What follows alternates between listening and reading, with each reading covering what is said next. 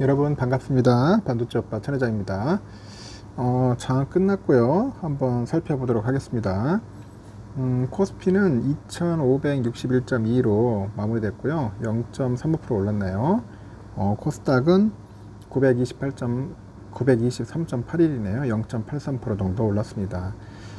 코스피는 조금 빠지는 듯한 약간 그런 모습이네요. 약간 기울기가 좀 하방으로 쏠려 있는 상승이었는데, 개인들이 1783억, 외국인들이 208억 매도했고, 기관애들이 1769억 정도 매수를 했습니다. 상위 종목 보니까 포스코홀딩스가 한 0.5% 빠지고 네이버가 0.2% 정도 빠졌네요. 포스코 퓨체 0.3% 빠졌습니다. 오른 종목은 삼성전자가 300원 올랐고요. LG엔솔이 한 0.18, 하이닉스가 0.67, 삼바가 0.27, 우선주 0.37, SDI 1.68, LG화학 2.8% 정도 올랐습니다. 현대차가 0.59% 정도 올랐죠. 코스닥은 923.81인데 0.8% 올랐다 했죠.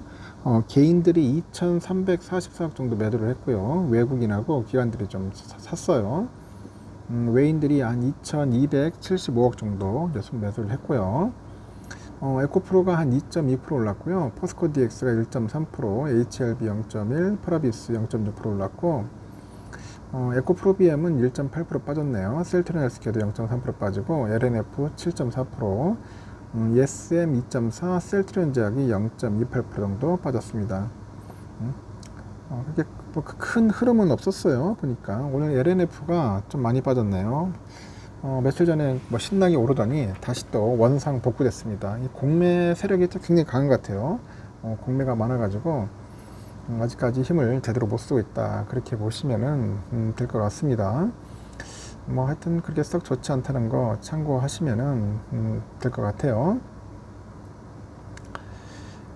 요즘 보니까 그 리튬 인산철이죠. LFP 그 배터리 시장 확대 청사진을 공개한 그 RF셈이라고 있더라고요. RF셈이 여기가 주가가 장중에 상한가를 기록했던데, 오늘 오후 1시 정도 보니까 전날보다 3,720원 올라서 16,120원에 거래되고 있네요.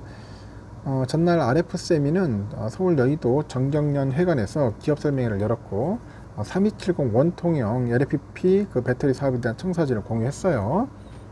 이 자리에서 RF세미는 올해 8월 말부터 신제품 양산한답니다.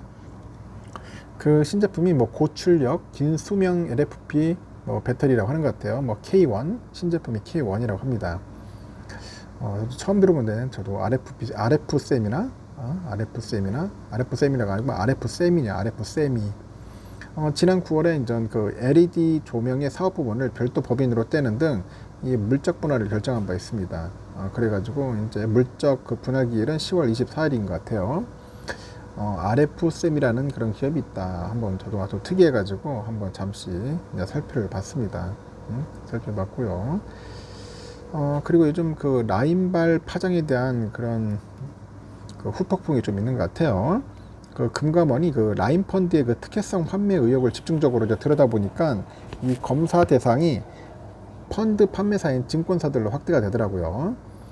유력 인사 연루설로 둘러싼 의혹의 물씨가 이제 미래에셋증권을 시작으로 해서 이제 판매사 전반으로 번져 있는데, 증권업계의 긴장감이 고조되고 있고, 금토학에 따르면은 그 미래에셋증권의 라인펀드 특혜성 환매 의혹에 대한 조사에 착수하면서 해당 펀드를 판매한 증권사들을 대상으로 해서 전면 재조사가 필요하다. 그런 이야기가 있는 것 같습니다. 현재 금감원은 증권사별 랩 신탁 관련 그 운영 실태를 점검 중인데, 이달부터 미래에셋증권에 대한 현장 검사 시작했고, 여기에 금감원이 라인펀드 의혹 관련 검사를 추가하면서 미래에셋이 연루됐을 가능성을 확인하는 것으로 조사 분위기가 바뀌어요. 금감원은 우선 미래에셋이 라인펀드의 환매 중단을 앞두고 라인 마티니 4호 펀드 가입자들한테 환매를 권유하게 된 정황을 살펴보고 있는 것 같습니다. 그래서 환매 시기와 관련한 그 불완전 그 판매에 대한 사전 인지 여부, 그리고 일부 투자자 특혜성 여부를 살펴볼 계획이라 하는데, 추가 조사를 통해서 위법 사실이 밝혀질 경우 이제 검찰에 전달하는 등 유관 기관들과 공조를 이어갈 거라고 합니다. 앞서서 금감원은 지난 24일 라임하고 옵티머스, 디스커버리 등 3개 환매 그 중단 사모펀드 재검사 결과를 발표하면서 운용사들의 위법 행위가 새롭게 드러났다고 합니다. 그래서 김상희 그 더불어민주당 의원이 미래에셋을 통해서 가입한 그 라임 마티니 사모펀드는 금감원이 지목한 특혜성 환매 펀드 중 하나라고 하죠. 그 라임 자산운용은 대규모 환매 중단을 선언하기 직전인 2019년 9월 3일 날 31개 펀드에서 약 3,069억 원을 환매를 했어요.